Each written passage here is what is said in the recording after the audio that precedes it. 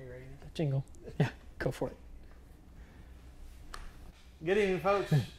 Welcome to another episode of Unscripted. Sorry we missed you last week. We were wrapping up our alternative camp session, our not quite GVBC camp session that we had, which was awesome. Yeah, for having possibly the biggest event of the summer canceled because of COVID, this was a great. It was the comment we got most from the kids that were there was, "This was better than I expected." Low standards. This was better than I expected, which was actually very complimentary. I was like, oh, thank you, I'm glad, because it wasn't Green Valley, and we couldn't do, even at the wonderful facilities that we had, we couldn't do everything we wanted to.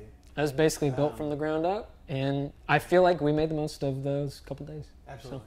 So anyway, that kept us from being with you guys last week. So here we are back again this week to talk to you guys, and we kind of felt like it would be, maybe beneficial to go ahead and continue the discussion, or at least maybe initiate a discussion on our part to continue with you guys about what we talked about last Sunday. So if you didn't see last Sunday's sermon yet, I invite you to go back and either on our YouTube page or our Facebook page and watch the lesson. Not because I want more views, but because it'll give you a better understanding of what we're talking about tonight. It's a topic that is so prevalent today that I feel like is not talked about enough in the church. So I was really appreciative that... Yeah, for sure, especially in our churches. Mm-hmm. And I was telling Brandon before we started this, I love getting feedback from folks, positive and negative. I mean, obviously I love positive more, but I'll take the negative too, about any kind of things that we shared, and especially sermons and stuff. But there were several people on Sunday that just, sent me a text or an email or something, just said, hey, that was something that I probably need to be paying more attention to. And if you don't know what we're talking about, we were talking about just how you react to people who have a different opinion than you do. And a lot of times for us, that's online, that's social media and that kind of stuff. But it could be face-to-face conversations, or it could be, overhearing somebody else's conversation. You know what I think about those people over there. So, what does God call us to? And so that's kind of what we launched into and spent some time on Sunday. So we thought we'd carry that a little bit further tonight. So if you got your fill on Sunday, I guess you're done. Thanks for joining us. You need a bigger cup. Let's fill up the cup more. That's right. We are going to talk about it a little bit more tonight. So I just kind of want to start out you're sitting there in the audience. You heard the lesson as much as you were awake for, I guess, as much as you're engaged in. I was definitely there. Yeah, I'm giving you a hard time. But when you think about I don't want to just limit it to confrontations, but just different opinions, which seems to fill our social media nowadays. And pick the social media. It could be Facebook. It could be Instagram. It could be Twitter. Pick whichever one you want. People post stuff, and then there's almost, I feel like, just an immediate reaction. Yep. Either share it with everybody because this is what you need to hear, or share it with everybody because this guy's an idiot, and here's why. I don't know. What do you think? Well, it's funny because you guys remember the days whenever we hated the fact, well, I guess we didn't hate it. Like Facebook, and I guess it was just Facebook, was like, today I'm eating a sandwich outside. It was mayo and ham on wheat. And everybody's like, yeah awesome. Well, and now Instagram kind of condensed it down to, here's my picture of my sandwich. Yeah, outside. And that's it. Yeah. But now there's here's a picture of my sandwich outside. But now we have moved from the, this is how my day was today. Oh, you really enjoyed it. To, this is a platform for voices, all the voices, and in all the ways. Mm-hmm. So you can post pictures, you can post videos, you can post all these things. And so since everybody has a voice, everybody has things that they either want to say or want to be able to type out. Everybody has opinions on things. Everybody, especially nowadays and stuff, whenever it comes to us reacting to things, it seems like our society is saying, here's what's happening, and we are drawing a line in the sand, and you need to be on one side or the other, and we after you post something or whatever, I have designated on which side this person is, and now have colored any kind of discussion that I see coming from them, and fill it in with my own headspace of this is who this person is to a T. Right. And we do that all the time with so many things. Yeah. I mean, it can be as simple as sports, as far as like, okay, so you guys are Razorback fans, but you guys, man, says the guy who's lived in Arkansas for 4 years okay. now. I don't want to say anything offensive on this platform, okay? And then have negative reactions come. We might have to edit this whole part out. It was terrible. Oh, just see, Sorry, you know. I interrupted you. No. It's like that. Oh, you would say that because you're a Razorback fan or something. Like, oh, you know, get the. I used to make fun of the. Like, that's kind of dumb. Which, sure, I'll get behind that now. That's fine. That's whatever. Go ahead and look online, find his contact information. Stop. Don't even do it. Calling the hogs. Anyway, go ahead. Okay, remember, put yourself in other people's shoes. Breathe. Okay, go back to the sermon. No, but that's what I'm saying is that it's that simple as far as like you have this sports team, I have this sports team, and it's funny because like that can be really easygoing rivalry, but also like you see people like, oh, they're a Buffalo Bills fan, like I hate them. Yeah. Or who's Buffalo Bills fan, by the way? I'm not trying. Nobody. Well, Delian, if you're watching, love you, buddy. Mr. Sharp, I'm very sorry.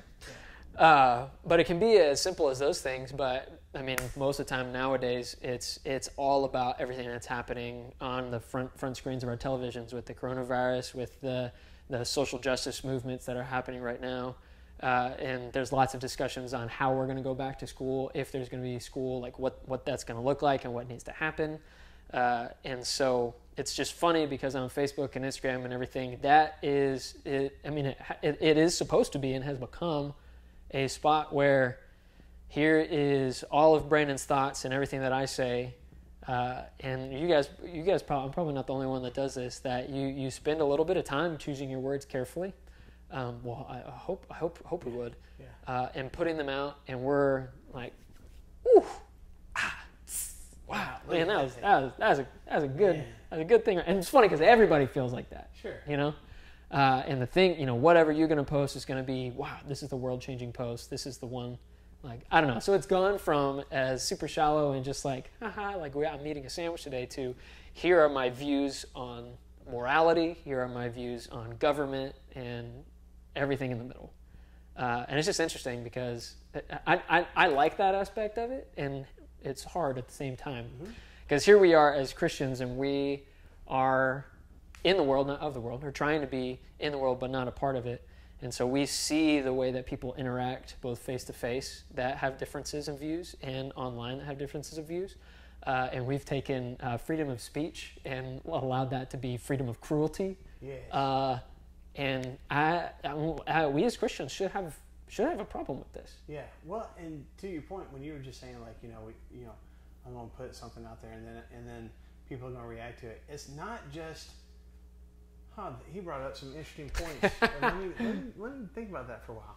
I am required, and this is what I was trying to get across on Sunday. Our culture right now just demands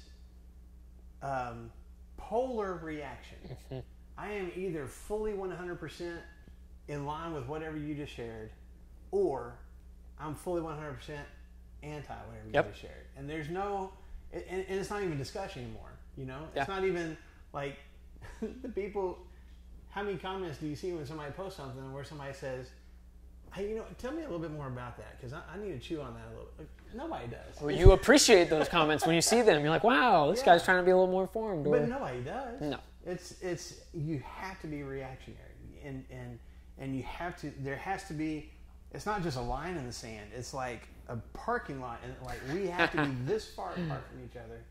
And if you're not all the way over here with me, then you must be over there. Yeah. You know what I'm saying? Yeah. There's no room for.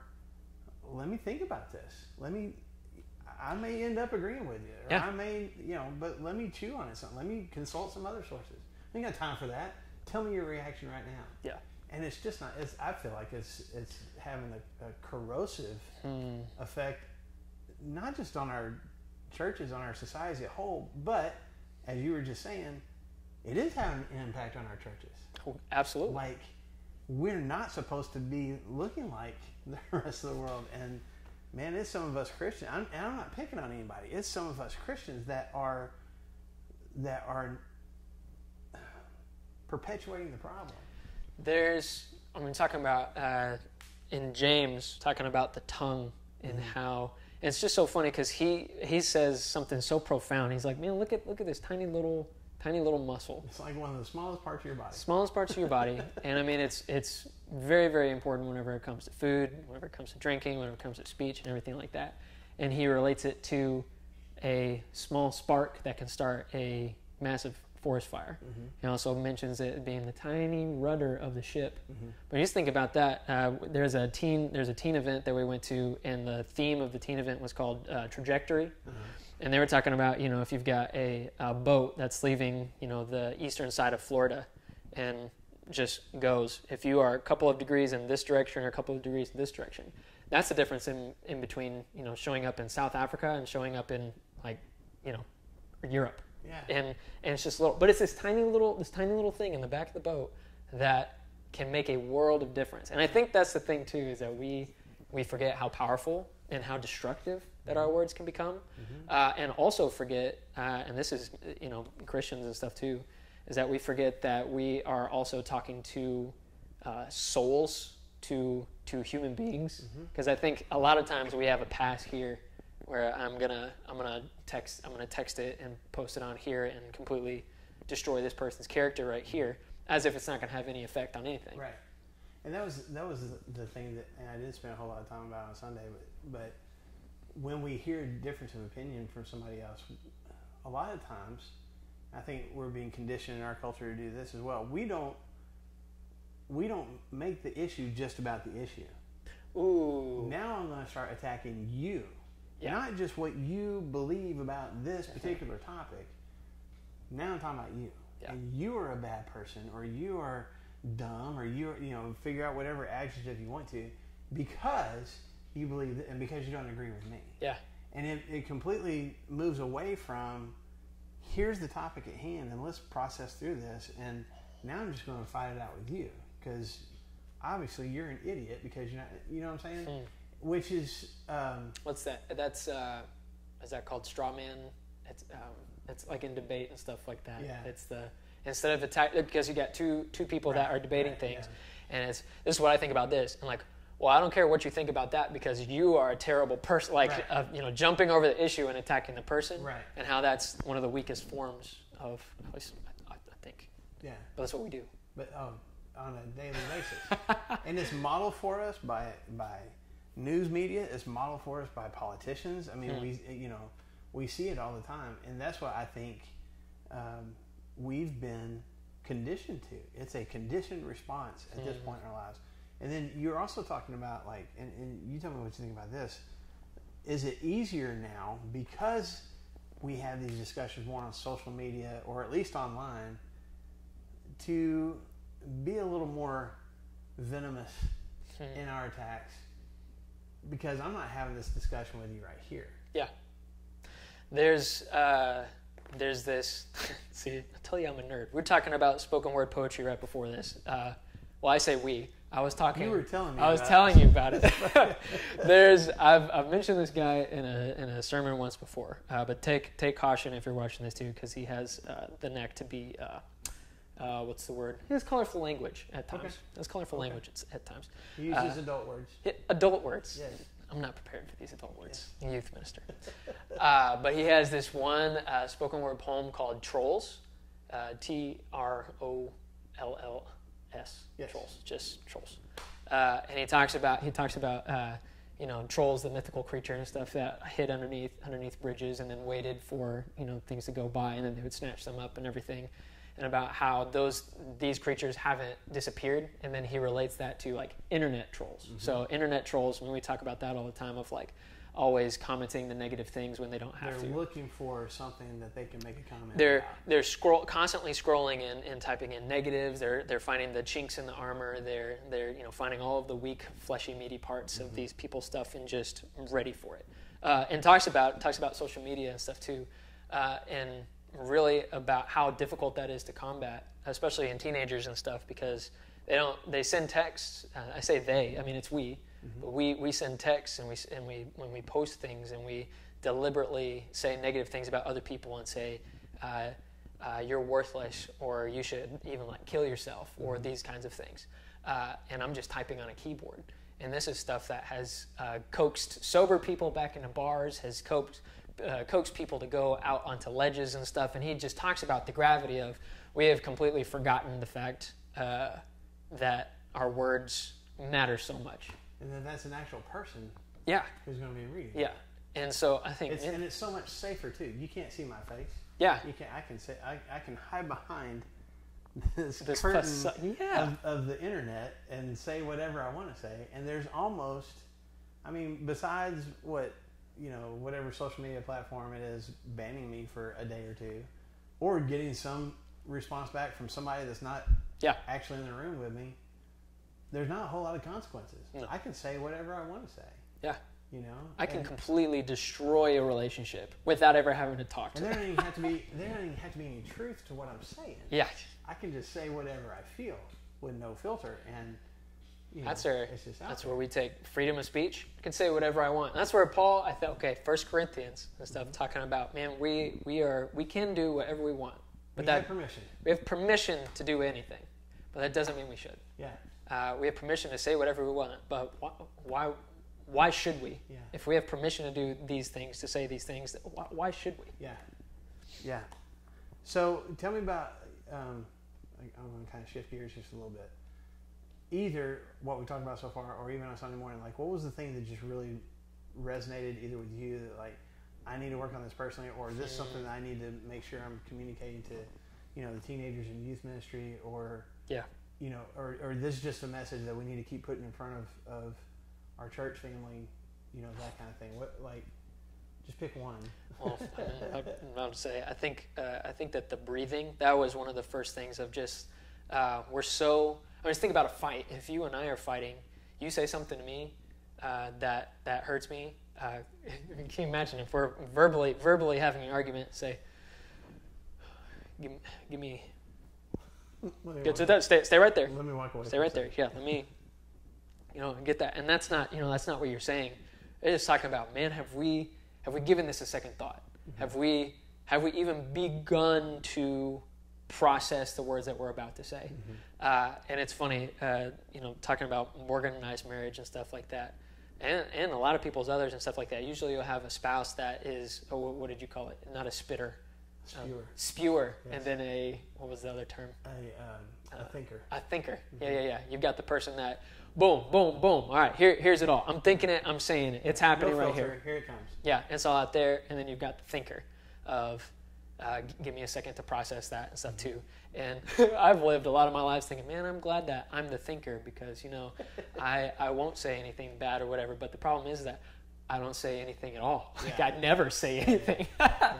And so, with those things, I think it's super easy for us to just come out the gates and, ooh, that's something. I have to say what I want to say right now. Mm-hmm. And that's the point where you click send and you say, oh, I didn't even begin to think of that. Right. So for us to be able to actually take a breath and stuff, I don't think we're very good at breathing. Mm-hmm. But I think that even more part of that, I said that first because I think that that's really important because that leads into the second. I think that we think that we have the best ideas. Yeah. I know I do. Yeah, and we talk about that all the time because I know I do too. Yeah. Because it's just funny because nobody ever would think of themselves as the bad guy, right? Right. And I mean, maybe I don't know. Like, I don't mean to get too historical and stuff like that, but you think about like the major bad guys in history. Not talking biblically, but major bad guys in history. Is it more possible? This is a history question for you. Then, do you think it's more possible for them to be so deeply ingrained in their own ideologies and their own thoughts that they convince themselves that what we see now is wrong? Is like this is the path. This is the right path. I'm on the right path. For sure. To be totally convinced of that. Yeah.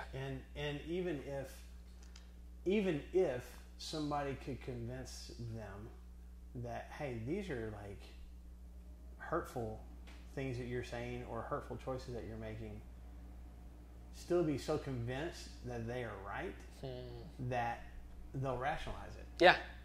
Well, it may be hurtful, but here's what's going to be good about it. Like they'll come up with all sorts of reasons why it's okay. The ends justify the means. Look at this terrible thing I just did, but it was for this. Yeah. So again, back to our context, I can make any kind of comments I want on social media because if you'll actually take the time to read my comments, which are so much smarter than everybody else's, very enlightened and then beautiful. You'll eventually gain the knowledge that I already have. So I can rationalize it that way. Is it hurtful? Is it mean-spirited? Let's not argue semantics.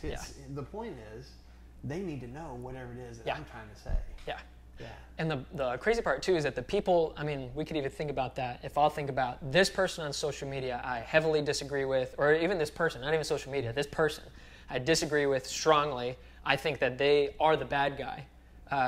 But that's the crazy part is that nobody thinks they're the bad guy. Right. Like everybody is the good guy, which is crazy because you were talking about the line in the sand, and if you've got these polar opposite things, I think that what I'm doing right here is I'm the good guy, but this person thinks the same thing, and I'm the bad guy. Mm-hmm. And we talk about, right now you're talking about, I want to be on the right side of history and stuff like that. And just to realize, this is just possibly off topic, but there's no good guys. Even in here, there's no good guys. We talk about all of these biblical patriarchs, these, Genesis, wow, amazing faith. Talk about there's no good guys. Right. There's one good guy. We are not good guys. There's only one good guy, and that's Jesus Christ in right here. And so we think I'm pushing, if they'll only understand my side, but the other side is thinking the exact same thing. Right. We're praying for revival on this side, but they're praying for revival on this side. Yeah. How did those things happen? And I think that's because, just like you said, we don't ever put ourselves in an opportunity to breathe and then to put ourselves in their shoes to where we think that we can try and understand where they're coming from. Right. So, and really, both of those things, it boils down to actually listening, which is what I talked about Sunday as well. Because I think I really do think most of us are I'm a pretty good listener. And some of us might be humble enough to go, I think I'm a good listener, but my spouse says I'm not, but, or kid, let's go through the roster of youth group kids. How many of them are good listeners?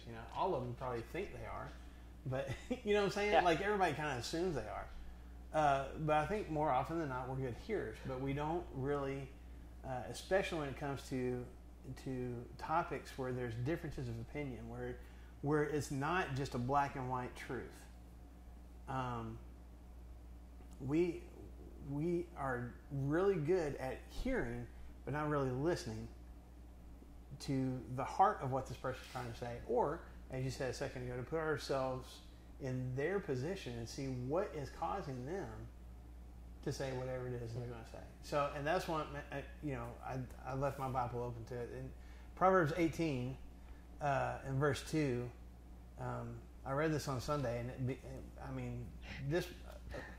the whole sermon I was preaching myself as much as I was anybody else, but this one really resonated with me. It says, "A fool finds no pleasure in understanding, but delights in airing his own opinions." It's this desire. I am not going to waste time listening to whatever it is you have to say and trying to figure out, to be patient enough to figure out what has led you to say whatever it is you're going to say, because I'm so ready to say what I want to say.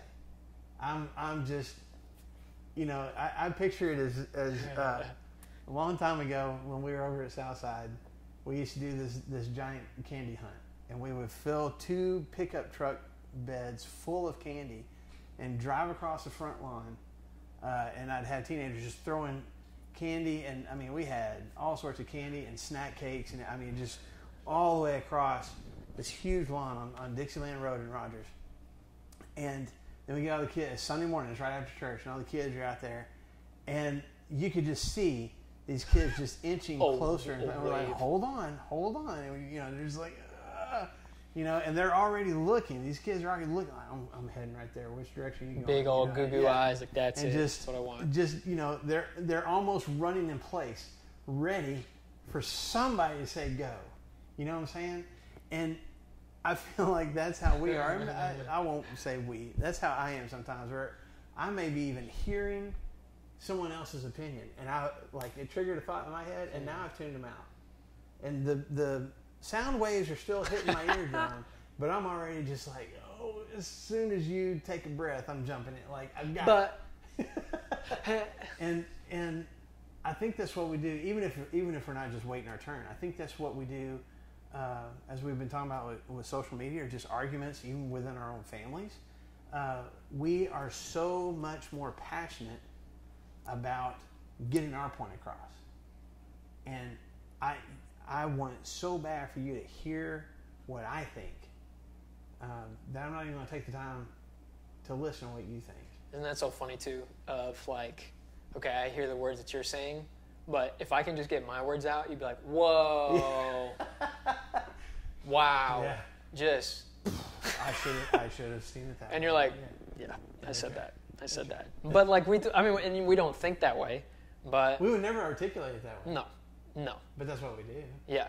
And I mean, that happens all the time. I mean, you talk about talking about having verbal altercations and stuff like that. Like, that's the next thing. I'm not a good fighter. I like, this is it sounds dumb. I wish I was a good fighter. Yeah. Like, I can't think quick enough. Like, I say something, I'm like, yeah, I'm this. And then you have a good counter argument. I'm like, I hadn't thought about that.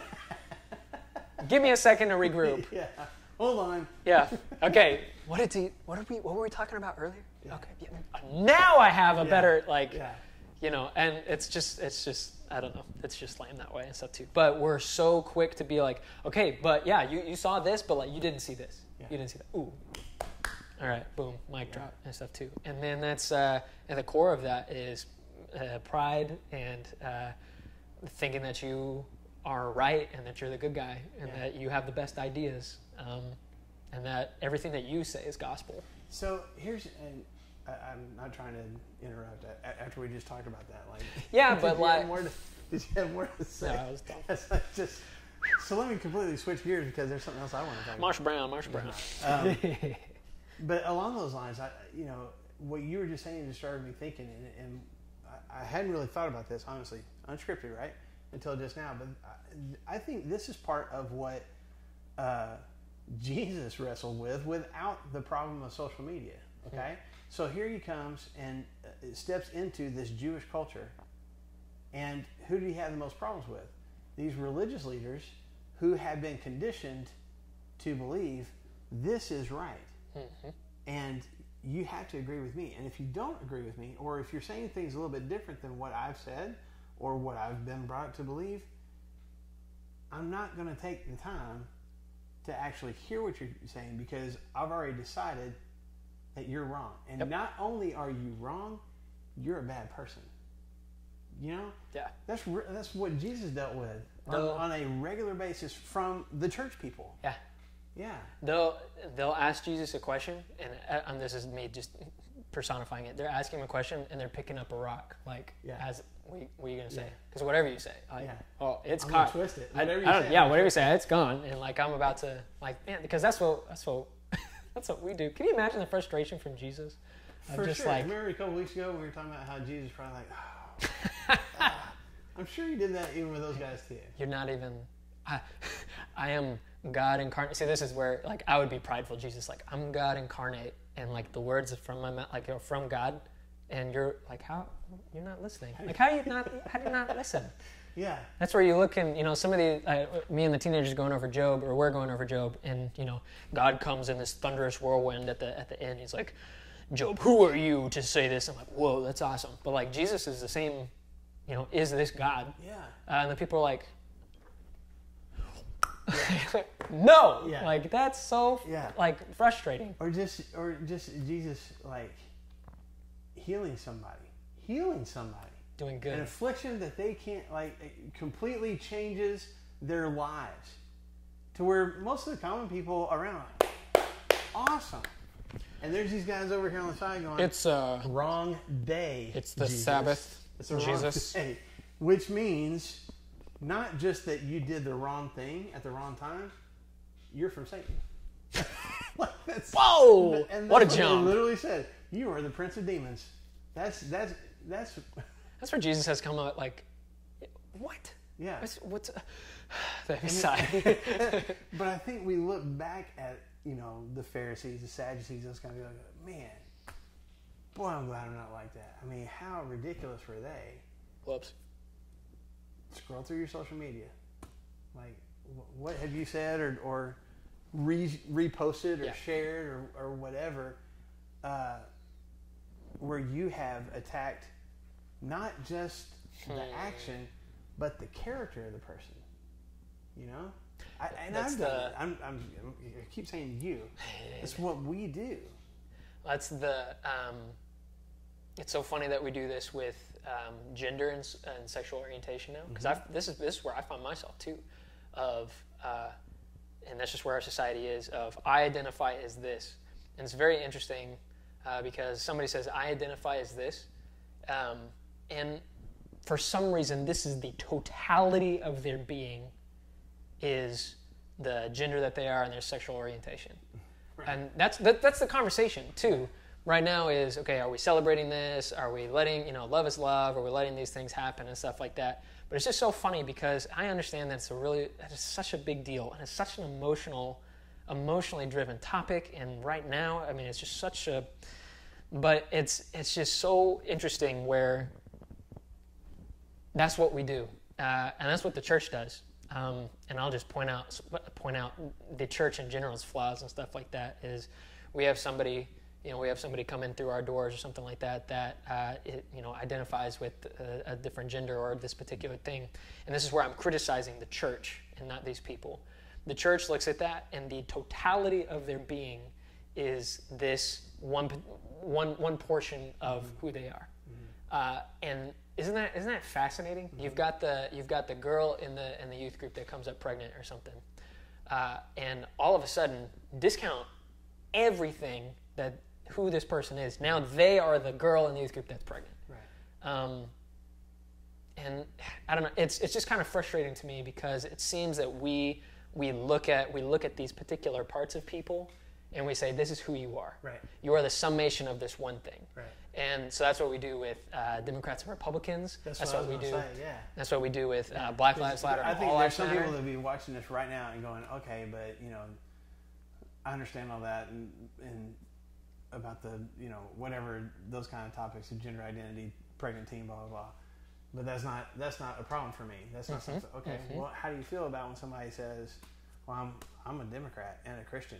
Well, no, you're not, because you can't be both, or vice versa. I'm a Republican, and just something as simple as that. It has nothing to do. Like, some of my political beliefs should not sum up who I am, and yet that's the lens that we'll view people through. As how pathetic human beings are. I mean, to see from the beginning created in the image of this beautiful, just huge God that created the universe and creates all of these different plants and stuff like that. And can you imagine if God was like, oh man, that mistake? Ooh, you're the mistake, dude. Yeah. You're the liar. You're the cheater. Like, oh man, and then just labels you that. Yeah. Like, how unjust, how unfair of the totality of this person. But that's exactly what we do. Oh, you went to this school. Oh, you go for that team. Or you're a part of this movement. You're on this side. Yeah. And don't give any people the chance. So, to interrupt myself, just kind of like what you're talking about, if we're talking about the church people talking back to Jesus and stuff, that makes my brain think about churches and conflict and a division in churches and stuff too. Just how difficult it is for people to be a part of a church. Because, like we said, we're supposed to be in the world, not of the world. And it's very easy for us to get in into big fights, congregation splitting fights about what color the carpet's going to be. And I say that as a petty move, but okay, where are we allocating our finances? Well, that's huge. Are we going to get a new minister, or are we going to build a new building?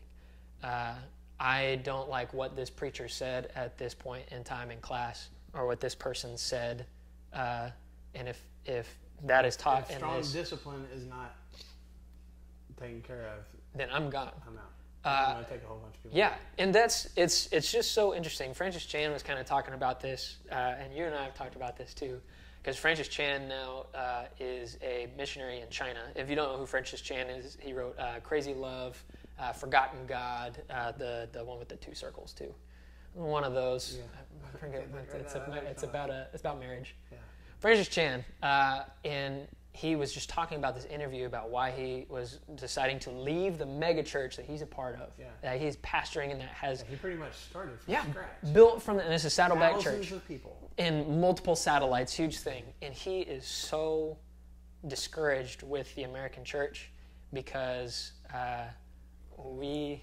gosh, I'm trying to choose my words right here. We're very... The church is very privileged in that, man, there's on this road, on this road, there's 25 different churches that we could go to. I think in Northwest Arkansas alone, there's some 1,000 churches. Probably. We talk about, Fort Smith all the way up or something and all the way across. And so here I'm a part of this church, and I've been a part of this church for 2 years, but I really don't like this message that Marshall preached today. Well, I'll go over here. Okay, I'll stay there for 6 months, but the children's ministry is a lot better at this other church, so I'll come over here, come over to this church, and we'll pick and we'll choose and we'll go to all of these places and stuff like that, and it's just so frustrating. And I'm not just talking about I'm talking about Flagstone. I'm talking about the church in general, because man, I don't think that was Jesus's thought about church at all. No. And I mean, talk about God's people. The way that God's people need to be interacting with each other, because the world tells us is that if you and I have a problem, then first of all we need to angrily talk about it on social media or in front of other people, and then we need to recruit other people. That's exactly what I was going to say. Yeah. You can't believe Marshall said that, right? Yeah, you're right. Yeah. Okay, and then you do the same thing about me, and then we have this conflict until it arises that we're moving in separate directions. And no longer is our mission about the gospel of Jesus Christ. It's about the mission of being right. And that makes me really angry. Makes me really frustrated. Because, I mean, in John 17, whenever Jesus is praying for his disciples and for his followers to become united, I think a lot of times, what do you think about when you think of the church being united? What does that look like? I used to think united was uniform, that every single place had to look exactly the same and do everything exactly the same, and probably need to look like whatever church it was that I was growing up in. It'll be identical copies of that church. And if somebody chose to do something different, well, then obviously they're wrong, because they don't want to be united with. We're united, and the rest of them are not. Yes. And so that's what I used to have. A picture in my head, and I think it's important that Jesus didn't use that kind of terminology. I know it's a different word in Hebrew and Greek or whatever, but he didn't say, I need all these churches uniform. And all these different geographical locations to be carbon copies of each other. He said, I need you to get along. I need you to be united, and united in the overall mission. Now, can we accomplish that through different methods? Should be able to. Which, again, I think Paul echoes this in Philippians chapter 2, where he says you need to have the same. You need to have the same mindset. Well, having the same mindset is different than having the same uniformity. Yeah, actions and stuff. You need to have what is our overall goal as a church? To let people know about Jesus, right? And to draw people into a relationship with God. That should be our goal. So the way we do that in Northwest Arkansas is going to be different than the way they do that in Northeast Montana, because it's different cultures. It's different. So whatever works for them, if it's within the confines of Scripture and it's drawing people to Jesus, okay. Sounds good. Why should I be upset about that? And at the same time, why should they be upset at me? So to your point, and we're kind of coming back to what we started at the beginning, and kind of what I ended the lesson with the other day. What is it? I don't even, because we're going to run out of time. We need to be careful what we choose to divide ourselves over. You know, we need to be really careful about what we choose to divide ourselves over, and we need to be really careful about how easily, to use your word a few minutes ago, how easily our words, our posts, our comments can be either misconstrued or not misconstrued, like taken for what they are, and push people away from Jesus instead of drawing them closer to Him. And I want to be clear: we are welcome to rights and opinions. We're welcome to differences of opinions, but you talk about being frustrated and upset about how the church handles divisiveness. I'm frustrated, probably because I see myself as part of the problem, but I'm frustrated with how the church joins in cultural divisiveness. Yeah. You know what I'm saying? And I don't think intentionally, but man, it happens. Yeah. It happens on a regular basis. And I see myself perpetuating that problem. And I just think we need to, I don't know if there's any easy answers to that. After all that we've discussed over the last 40 minutes, I don't know that we have any specific answers besides kind of what man, you take a second to breathe and think and listen, make some opinions, get some more information. But ultimately, how can I use either how I handle this conflict or how I change because of this conflict to bring somebody closer to God rather than drive them further away? Yeah. I think just looking at Jesus, and that's what he says in John 17, talking about being united. It's not being united in any particular way besides Jesus. And it's like, you believe in Jesus, I believe in Jesus too.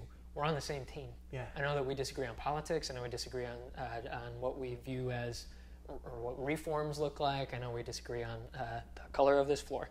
It's a little too bright white for me. But here's the deal. At the end of the day, you and I, if we believe in Jesus' name, we're going to be brothers in heaven. And we're going to be in here together regardless of where we were on the political spectrum, regardless of where we were here. If we're loving others and loving God, that's what Jesus demands of us. Yeah. So in a culture that demands that we become more divisive and corrosive and all those kinds of things, just to remind you as we wrap up, I'm not even going to read it right now. I invite you to look it up as soon as we're done here. Romans chapter 12 and verse 2, Paul says, stop being like the rest of the world. Quit looking like the culture around you and be something different. And maybe for some of us, one of the ways that we do that, I'm not saying we completely have to cut ourselves off from social media, but we may need to take a harder look about how we use it. The breath of, I'm about to press send. Well, give yourself 5 minutes to think on it before you send it. And let's try hard not to be like everybody else. So anyway, thank you for your time.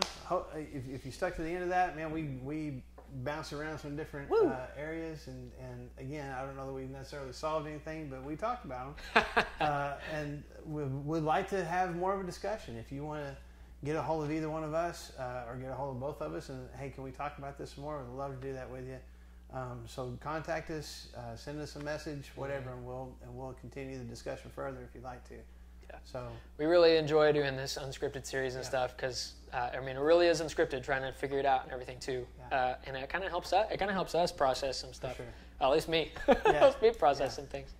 So anyway, I hope to see you either at the building or online on Sunday. Of course, you guys are going to be heading. You'll be in Colorado on Sunday. Please be in prayer for the Flagstone teens. We're heading up to Colorado for a safe trip there, safe trip back, and for hopefully hearts to be open towards change and Jesus and all that good stuff. So please be praying for us. So I'll see you on Sunday, either here at the building or online. So have a great rest of the week. Love you, Flagstone family. Thank you guys.